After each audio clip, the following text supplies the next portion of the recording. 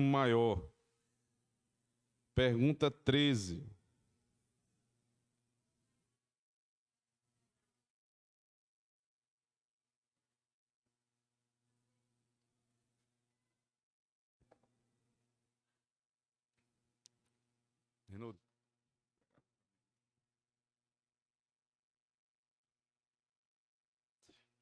Semana passada nós aprendemos sobre o decreto de Deus, o eterno decreto do Senhor.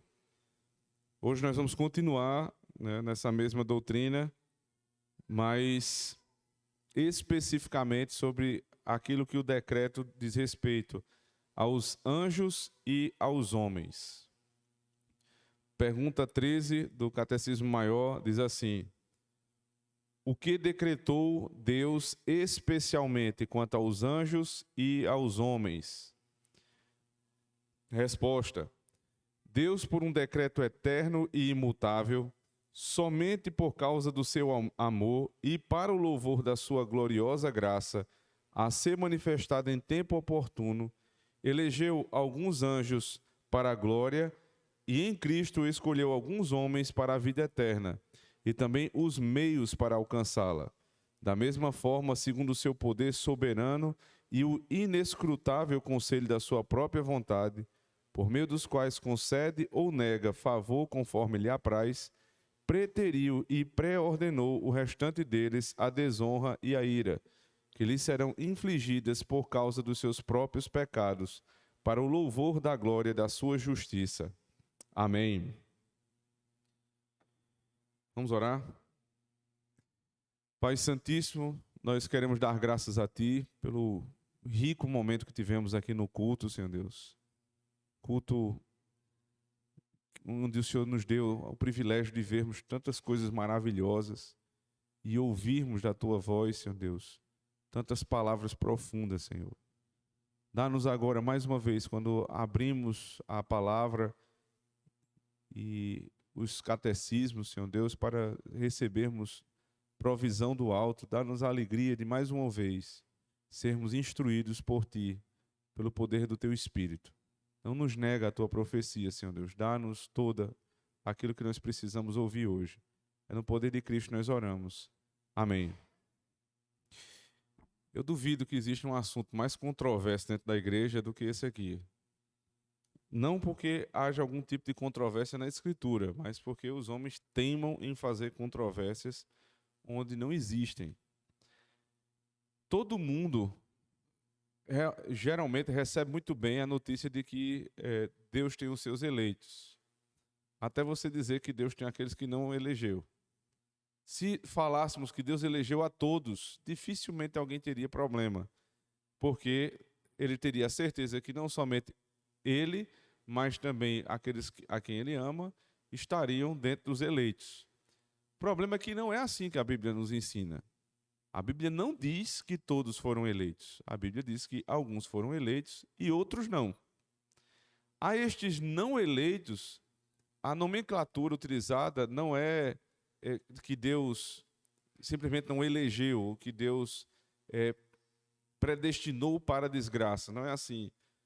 Para a salvação, nós usamos a palavra predestinação, mas para a perdição, a palavra utilizada é preterição. Deus os preteriu, Deus não quis salvar. Essa é a forma mais precisa, teologicamente, de falarmos sobre esse assunto. E esta pergunta do catecismo fala sobre isso, né? O que Deus decretou, ou seja, o que foi dito na eternidade, que obviamente vai ser consumado na história, porque os irmãos sabem que o decreto de Deus, invariavelmente, ele vai ser consumado. Lembrando da estrutura de como Deus age, né? A primeira das ações divinas se dá no decreto. O decreto ele está estabelecido na eternidade. Pai, Filho e Espírito Santo, eles se reuniram e ali foi traçado o caminho de todos. A história, e aí veja só, isso é importante pensar. Se isso aconteceu na eternidade, não havia tempo nem espaço. Então, tudo que veio a acontecer, aconteceu depois. Se é que é possível pensar dessa maneira, já que nós estamos dentro da eternidade. Mas, melhor, aconteceu fora da eternidade. Melhor do que dizer depois, aconteceu fora. Porque na eternidade nada muda. Nada muda. Mas Deus, ele decreta na eternidade, ou seja, fora do tempo, fora do espaço, o que vai acontecer no tempo e no espaço. Aquilo que nós chamamos de história. Então, para este fato, né, do decreto, nós dizemos que este decreto, ele delimita tudo o que vai acontecer. Mas não é a execução da coisa ainda, preste atenção. É a declaração do que ocorrerá segundo os ditames da Trindade, Pai, Filho e Espírito Santo, daquilo que eles decidiram, mas não no tempo e no espaço ainda. Como é que Deus age no tempo e no espaço? Aí vem a segunda forma de ação divina, que é a criação. Nada existia, nem tempo nem espaço, então Deus vai criar todas as coisas, como faz lá em Gênesis 1-3.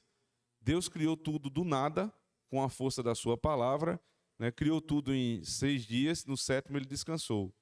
Então, esta criação, este ato divino, que agora passa a ser no tempo e no espaço, muito embora ele esteja fora do tempo e fora do espaço, né? O que é interessante, ele age agora no tempo e no espaço, mas ele está também fora do tempo e fora do espaço. Esta ação divina da criação faz parte do decreto. Deus decretou que criaria todas as coisas. E ele as executa naquele espaço de tempo de 6 dias, mais o 7º dia do descanso. Isto se chama criação. Então existe o decreto e existe a criação. Mas a criação não é um ato perpétuo de Deus. Ele nem é perpétuo, nem é repetitivo. A criação só se dá uma vez. E isto no espaço de tempo determinado pelo Criador. Depois da criação vem o desenrolar da história. E este desenrolar da história é chamado pelo nome de uma outra doutrina, que é conhecida como a doutrina da providência. Então a estrutura é: primeiro, na eternidade, Deus decretou. Uma parte deste decreto é executado em 6 dias, chamado criação, e a outra parte do decreto vai ser desde o dia posterior à queda até o último dia. Perfeito? Então, decreto na eternidade, criação em 6 dias e providência, que é exatamente o lugar em que nós nos encontramos hoje. Nós estamos na providência de Deus.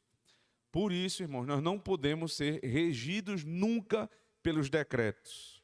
Vocês vão ver que algumas perguntas que se fazem a respeito da teologia, da doutrina da eleição, dizem respeito a, por exemplo, não adianta então pregar se Deus já tem o número dos eleitos, ele não vai salvar nenhum a mais do que os eleitos.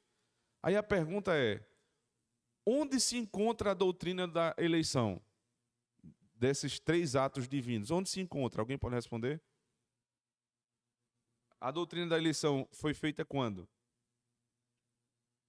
Na eternidade. A minha pergunta ao interlocutor é: você está na eternidade? Não. Então, não se atreva a querer saber o que Deus não revelou. Essa é a resposta. Antes de ficar discutindo, a gente diz assim: ó, veja só, você não entendeu. O decreto se deu na eternidade. Você estava lá? Não, não estava. Então, não se intrometa onde você não foi chamado. Só isso. Porque se você soubesse, Deus não revelou. Esse tipo de pergunta só faria sentido se eu soubesse. E veja só, se eu soubesse e Deus dissesse ainda que eu deveria pregar, eu ainda deveria pregar. Mas a gente nem sabe. Então, esta pergunta não faz sentido. Não é só que não é válida, ela é nula. Porque a gente não sabe. O fato é esse. Ninguém sabe quem Deus decretou que vai ser salvo e quem Deus preteriu para se perder. Porém, o texto aqui não fala somente de homens, né? A pergunta é: o que Deus decretou especialmente quanto aos anjos e aos homens? Então existe, né, uma eleição de anjos e uma preterição de anjos. Nós vamos estudar isso também. Mas não existe salvação para anjos. Nós falamos sobre salvação quando o assunto é ser humano. Quando nós falamos de anjos, só existe eleição e preterição. Não existe salvação para os anjos caídos. Então vamos lá. Com a resposta da pergunta 13 aberta, nós vamos parte a parte aqui tentarmos entender.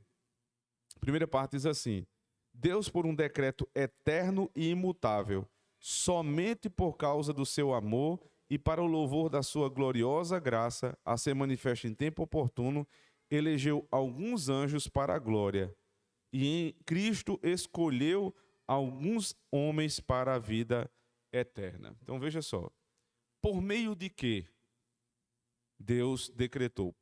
Ele decretou por um eterno e imutável decreto. Isso a gente estudou na aula anterior.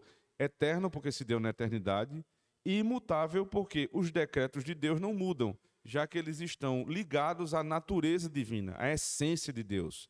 Deus não muda, Deus é eterno.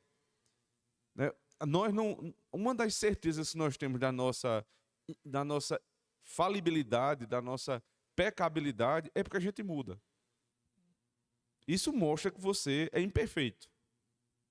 Por um lado, mostra que você é imperfeito, por outro, mostra pelo menos que você talvez esteja tentando melhorar, né? Porque tem uma coisa pior do que a imperfeição e a necessidade de mudança. É a imperfeição e a não mudança. Aí é pior.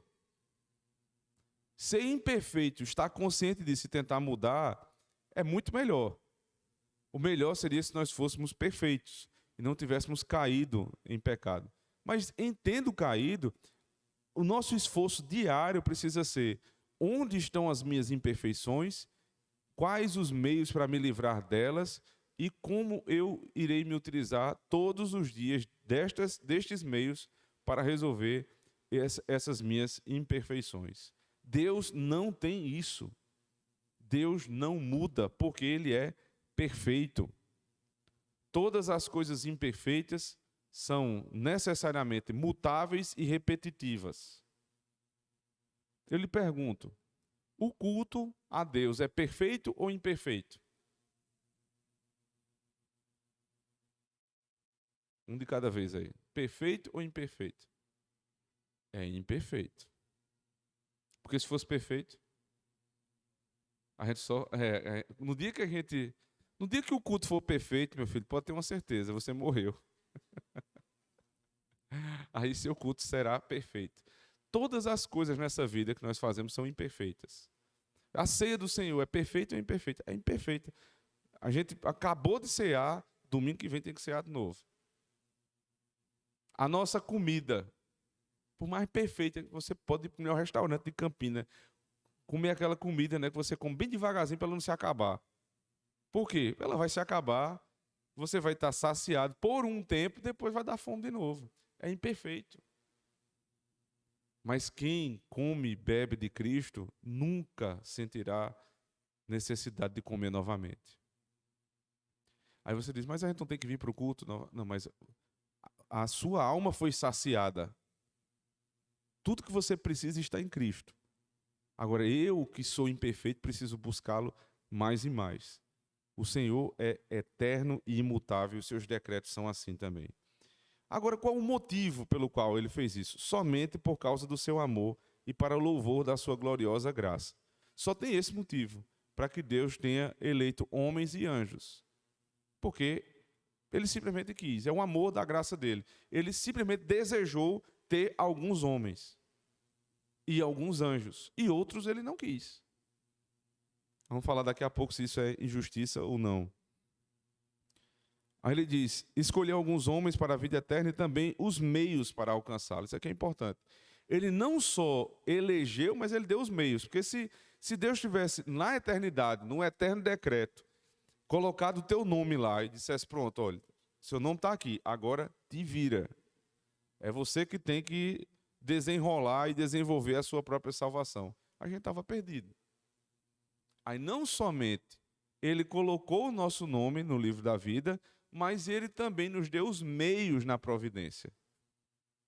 Então aquela pessoa, naquele dia, daquela forma que lhe foi apresentado o Evangelho, com muitas imperfeições, né? Uns com mais imperfeições do que outros, né? Alguns escutaram o Evangelho pela primeira vez numa igreja herética, outras da boca de uma pessoa que nem está mais na igreja, sei lá o quê.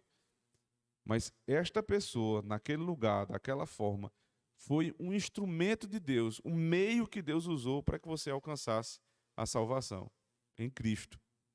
Então Deus determinou lá na eternidade não só que o teu nome estaria no livro da vida, mas ele também determinou o meio pelo qual você alcança a salvação. Da mesma forma, segundo o seu poder soberano e o inescrutável conselho da sua própria vontade, por meio dos quais concede ou nega favor como lhes apraz, preteriu e pré-ordenou o restante deles a desonra e a ira, que lhes serão infligidas por causa dos seus próprios pecados, para o louvor da glória da sua justiça. Então, do jeito que ele tem direito de eleger, ele tem um direito de preterir, pelos mesmos motivos. Para uns é porque, pelo seu amor e pela sua graça para a sua glória, ele os elegeu. E para outros, como ele não quis derramar o seu amor, mas para a sua glória, porque Deus também é glorificado naqueles que se perdem, já que nestes que se perdem há a execução da justiça de Deus. Então, nesta justiça, Deus é glorificado, assim como ele é glorificado na misericórdia por meio da justiça de Cristo. Então, tudo alcança a finalidade do Senhor, seja para a salvação, seja para a preterição. Eu pergunto, antes da gente entrar aqui nos pormenores, alguma dúvida até agora? Algum comentário? Não? Tudo crente presbiteriano aqui já, né? Então vamos lá, vamos abrir a Bíblia. Primeira carta de Paulo a Timóteo, capítulo 5.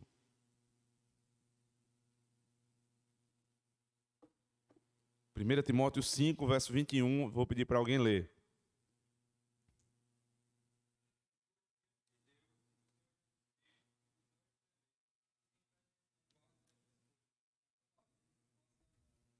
Conjuro-te diante de Deus, do Senhor Jesus Cristo e dos anjos eleitos. Ele especifica, ele qualifica o tipo de anjo. Não são só os anjos, mas dos anjos eleitos. Porque os anjos preteridos não estão sendo convocados. Aqui é uma convocação dos santos. O Pai, né, o Espírito, e o Filho e os anjos. Agora, Efésios 1, 4 a 6, outra pessoa.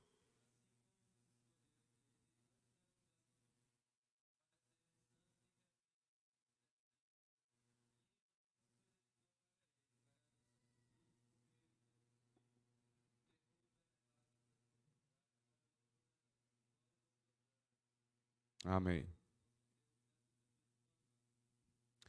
Se você não entender eleição e predestinação a partir de Efésios 1, meu filho, pode desistir.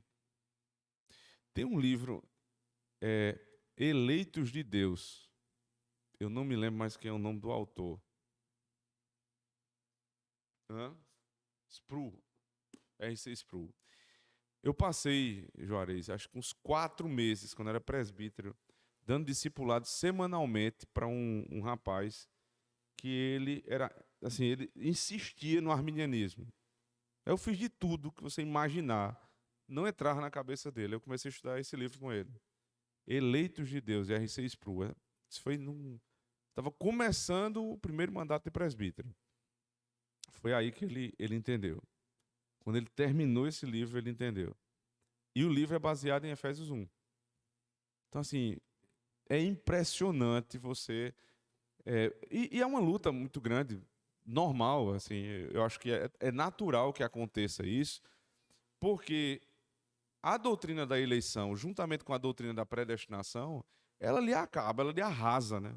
Ela deixa você mais raso do que o chão. Impossível passar daquilo ali. Você não escolheu Deus, foi Deus que te escolheu. Ele ainda predestinou tudo que vai acontecer contigo, ou seja, que tudo aquilo que você fez pensando que estava buscando Deus, não foi você que buscou, foi Ele que te buscou, e Ele te buscou porque Ele te elegeu. Aí depois que Ele te elegeu, te buscou, te salvou, aí Ele diz, agora eu vou completar a obra até o final. Então não tem nada que dependa do homem, especificamente. Existe, sim, na obra da santificação, um trabalho que é o esforço do homem, mas este esforço do homem só é possível se Deus desempenhar o trabalho dele. É por isso que lá em Filipenses 2, verso 12 e 13, tem a ordem e tem a forma que esta ordem pode ser, ela pode ser cumprida. Por favor, vou pedir para vocês abrirem aí Filipenses 2, versos 12 e 13.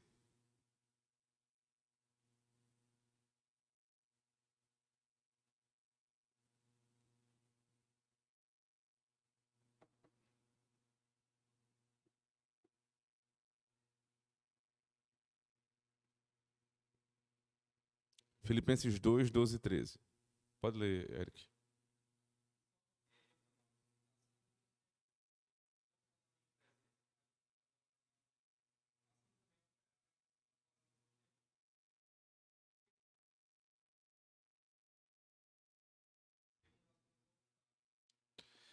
A ordem é: operem a salvação, porque Deus é que opera em vós. Aí você fica mais com ele. Sou eu que opero ou ele que opera? Não, a ordem é: se esforce para operar, para desenvolver a sua salvação.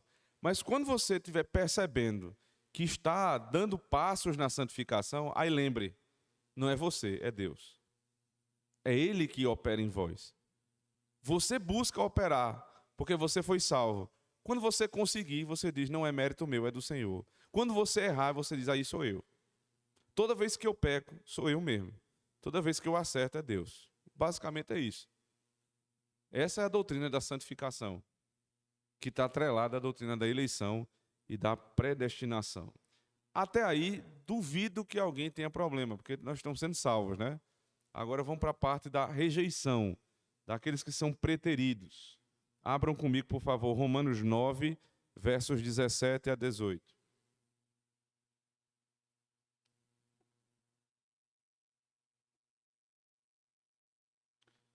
(17 a 18, 21 e 22).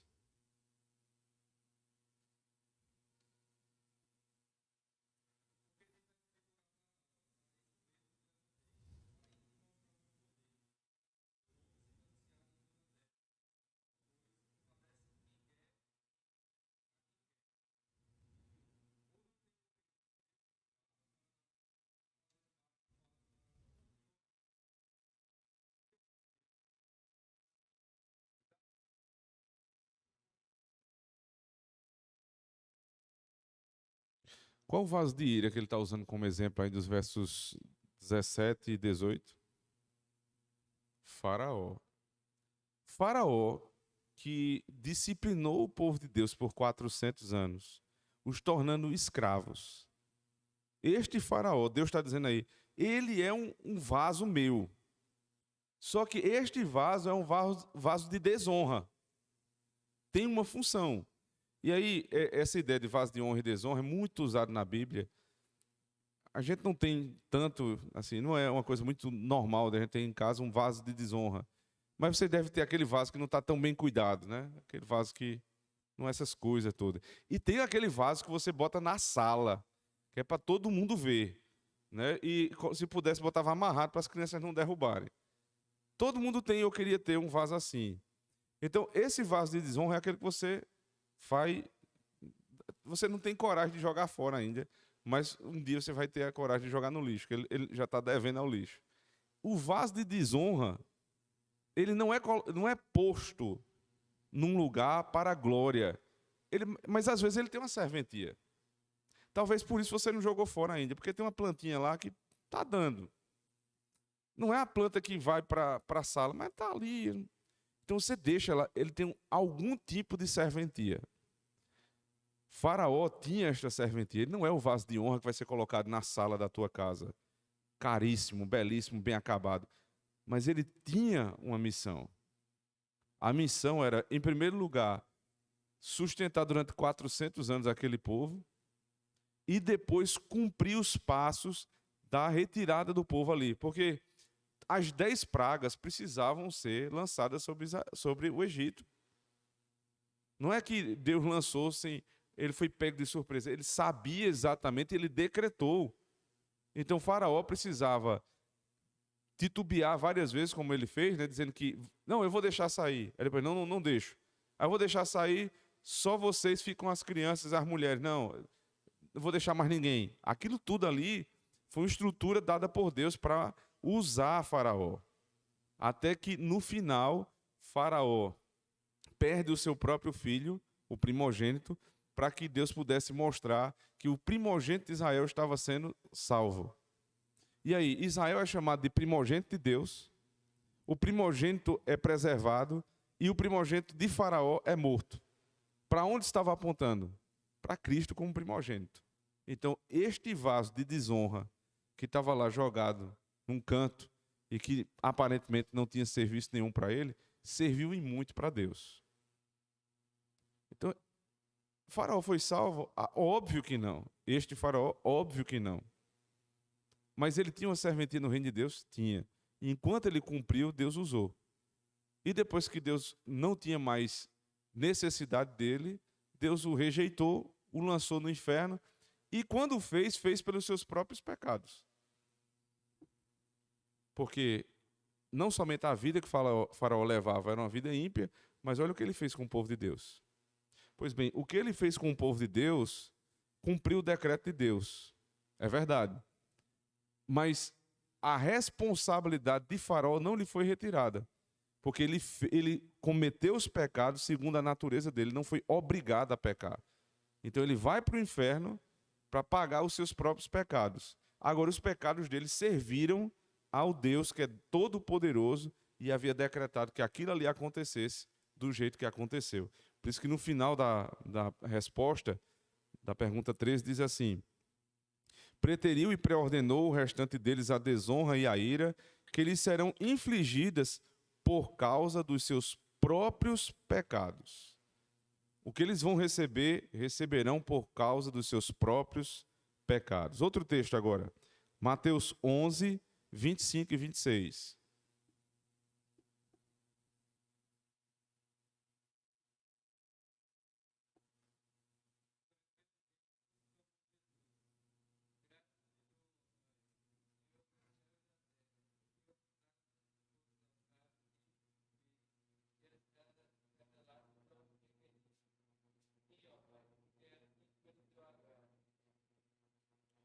Deus não revelou a salvação a todos, mas somente a alguns aos quais eles chamam pequeninos. 2 Timóteo 2:20.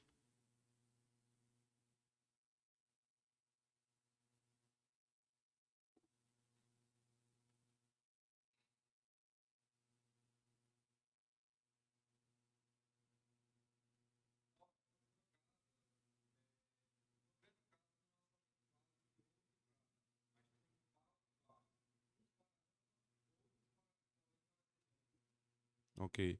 Ele usa novamente a mesma imagem, só que lá em Romanos ele tinha dito, a gente acabou não comentando, os versos 21 e 22, que ele diz assim: e quem são vocês para discutir comigo quando eu quero usar um vaso para honra e outro para desonra? A casa é minha. Basicamente foi isso.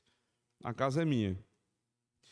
Nos comentários aqui de Gerhard Voss sobre preterição, ele diz assim, a pergunta, né, que se faz sobre preterição.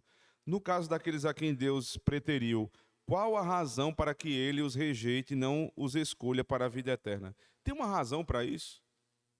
A gente já viu que para ser salvo não tem. Deus simplesmente escolheu. Se ele fosse esperar ter razão, ele não escolheria ninguém. Então, qual é a razão para que outros sejam preteridos? A Bíblia descreve este ato de preterir como fundamentado na soberania de Deus, isto é, não se baseia em nada do caráter, das obras ou da vida da pessoa em questão, mas procede da autoridade suprema que Deus possui. Isso não significa que Deus não tenha razões para preterir àqueles a quem ele rejeitou.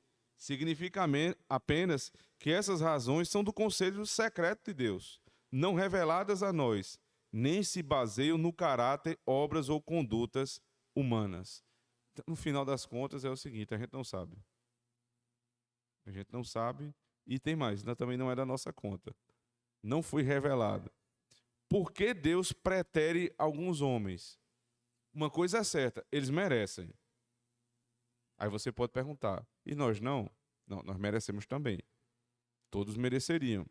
Só que, quando Deus ele elege uns, mesmo estes uns merecendo o inferno, ele age com algo chamado misericórdia. Ele não está dando a estas pessoas o que elas mereciam. E misericórdia é um atributo de Deus que ele dá a quem ele quer. A gente já viu lá em Romanos 9. Quando Deus não usa de misericórdia para outros tão maus quanto os primeiros, ninguém pode obrigar Deus a ser misericordioso. Ora, a misericórdia de Deus é livre. Se eu estou impondo uma necessidade para Deus, eu estou dizendo que eu estou acima dele. Deus vai prestar contas a quem? Quem vai mandar, ordenar que Deus seja misericordioso? Isso não faz o menor sentido, irmãos. Então ele continua: no caso daqueles a quem Deus soberanamente preteriu, qual a razão para também os ordenar a desonra e a ira? Ele diz: a razão para os ordenar a desonra e a ira é o próprio pecado deles. Notem-se as palavras infligidas por causa dos seus próprios pecados. Portanto, Deus, ao pré-ordenar alguns homens para o castigo eterno, não leva em conta apenas a soberania, assim como faz ao preterir essas mesmas pessoas, mas baseia-se no seu atributo da sua perfeita justiça. Lembra que eu falei? Para uns é misericórdia. Porque Deus pode eleger alguns, mesmo sendo maus? Porque Ele é misericordioso e Ele livremente dá misericórdia a quem Ele quer. E por que Deus pode preterir outros? Porque Ele é justo e Ele tem a obrigação de fazer justiça. Mas há uma pergunta que fica no meio. Como é que Deus pode ser misericordioso deixando de ser justo? Se Deus está derramando misericórdia sobre uns que são maus e mereciam o inferno, e onde está a justiça de Deus? Em Cristo. Perfeito. Uma doutrina que não vai deixar escapar uma situação como essa é a doutrina da simplicidade de Deus. Deus é simples, ou seja, não é que Deus é simples de entender, é que Deus ele não tem partes. Deus é um, ele é um só. Ele não é parte justiça, parte misericórdia, depois parte ele é... Não tem isso. Ele é 100% todos os seus atributos. Pensando dessa forma, quando Deus age com misericórdia, não dando aquilo que as pessoas merecem, Ele não pode deixar de ser justo, porque Ele é simples. Quem conhece a doutrina da simplicidade jamais cairia nesse erro. Deus é simples, Ele é misericordioso, Ele não pode deixar de ser justo. Então, como Ele está sendo justo aqui, para estes que são eleitos? Em Cristo. Porque Ele executou a sua justiça no seu Filho e imputou a justiça do seu Filho sobre os seus eleitos. Então, estes podem ser justificados. Por meio de quê? Qual é o meio? Lembra-se, foi a pregação de semana passada. Nunca mais eu vou me esquecer disso, que eu fiz uma imagem na minha mente. É impossível esquecer. A obra que se deu na história, o pecador que vive na história. Aí, esta obra do Deus que encarnou, ela está longe do pecador que precisa dela. O que é que liga uma coisa à outra? A fé. É o meio. A fé é o que liga. A obra de Cristo é executada há 2000 anos a mim, que sou pecador hoje em 2023.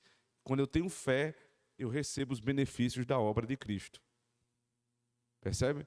Então, é assim que eu sou justificado, por meio da fé. Não é a fé que justifica. A fé não é o fundamento da justificação. A fé é o meio, como eu me aproprio de algo que aconteceu há 2000 anos e recebo os seus benefícios hoje. Este é o meio. O fundamento da salvação é a obra de Cristo.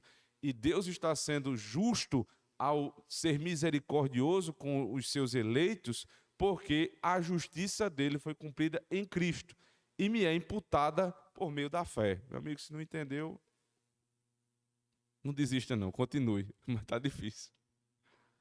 É exatamente isso. É complicado? É. Mas ao mesmo tempo é possível de ser compreendido. Homens são preteridos e outros são eleitos. É assim que Deus age. Para a gente se encaminhar para a finalização, duas perguntas que são feitas aqui. O comentarista ele se coloca como se fosse numa conversa, né? A primeira é assim: suponha que alguém diga: se eu for predestinado para a vida eterna, eu a receberei, não importa se eu creia ou não em Cristo. Por isso, não preciso me preocupar em ser cristão. Como é que eu deveria responder a essa pessoa? Alguém sabe? A pergunta é: se eu sou predestinado à vida eterna, eu receberei isso, não importa se eu tenha fé. Como é que eu devo responder a essa pessoa? Hã? Deixa eu tentar fazer novamente. Se eu for predestinado para a vida eterna, isso é o que o interlocutor está fazendo. Eu receberei, não importa se eu creia ou não em Cristo. Por isso, não preciso me preocupar em ser cristão. Está certo ou errado? Errado. Por que está errado? Hã? Predestina os fins e os meios. Mas alguém? É claro que está errado. Porque isso é uma demonstração de que não entendeu a doutrina. A doutrina não fala isso. Eu acabei de explicar, dizendo que não é simplesmente ser eleito. A eleição se deu na eternidade. É um ato do decreto. Mas como eu sei que alguém é eleito? É no decreto? Como que eu não estou lá? Eu só sei na providência. Como é que se sabe na providência? Alguém prega, o outro crê. E esta crença gera frutos. Eu olho para os frutos e digo, aí existe um cristão. Aí o cara diz, não, eu não preciso crer, porque se eu for eleito, eu já vou ser salvo de qualquer maneira. Esta não é a doutrina revelada, esta é a doutrina que você inventou. Porque a doutrina revelada diz que você tem que crer, tem que ser cristão e tem que dar bom testemunho. Esta é a doutrina. Então, como se responde? Você não conhece a doutrina bíblica da eleição. Aí você conta para ele e se ele crer, será salvo. Segunda pergunta. Suponha que alguém diga: se Deus, desde toda a eternidade, me designou para a desonra e a ira por causa dos meus pecados, então de nada adianta eu acreditar em Cristo, pois não serei salvo, não importa quão bom cristão eu possa vir a ser.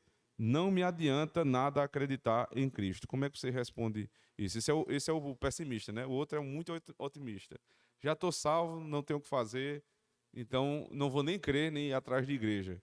Esse está dizendo o seguinte: se eu for preterido, não adianta eu fazer nada, eu já vou estar no inferno mesmo, então não me importa ser cristão, não. O que é que você diria para uma pessoa como essa? O que, Caio? Isso. Mas aqui você tem que ter um cuidado a mais, né? Porque, claro, ele não entendeu, certo? Mas o outro estava usando a doutrina em seu favor. Esse está usando em seu desfavor. A pergunta é: como você sabe disso? Ele não sabe se tá. Tem a ver com o que você falou, mas você não sabe se você foi preterido ou não. Eu uma vez tive uma conversa com um senhor já, que ele disse exatamente isso aqui. Eu tinha acabado de me converter em 2005, trabalhava numa empresa de um tio meu e ele era motorista de lá. Aí ele soube, né, que eu tinha me convertido, começou a conversar comigo, falando das coisas de Deus. Aí ele disse: eu acho muito bonito, mas para mim não tem jeito mais não. Eu disse: mas por que não tem jeito? Ele disse: rapaz, se tu soubesse o tanto que eu já pequei. Aí eu comecei a falar sobre a graça, sobre o poder de Deus dentro do que um novo convertido pode falar. Aí ele disse: eu não tenho esperança não. Eu já fiz tanta ruindade que nem Deus pode reverter. Eu não vou me incomodar com isso. Eu vou continuar vivendo e vamos ver o que é que vai dar. Porque nem Deus consegue me salvar. Esse tipo de pensamento que está longe da gente, porque a gente vive meio que num mundo à parte, né? Os nossos amigos, as pessoas que estão ao nosso redor, até aquelas que não são crentes, dificilmente estão num estado como esse, mas não tenha dúvida que muitas pessoas pensam assim. Já estou, né? É igual o cara que está extremamente obeso, né? Ele já está lá com seus 150, 160 quilos. Aí ele olha assim, docinho. Vai fazer, vai fazer diferença nenhuma, um a mais, um a menos. Aí ele come logo 3 docinhos, né? 3 foi bondade. Como logo uma barra de chocolate. 150 quilos para 151 não vai mudar nada, já estou quebrado mesmo. Ao invés de pensar, não, eu poderia começar a diminuir 149, 148. Não, eu vou me afundar mais ainda. Esse é o pensamento ímpio. Só que salvação não é dieta, né? Se fosse, a gente estava perdido. Graças a Deus que salvação é mais fácil do que a situação deste homem obeso.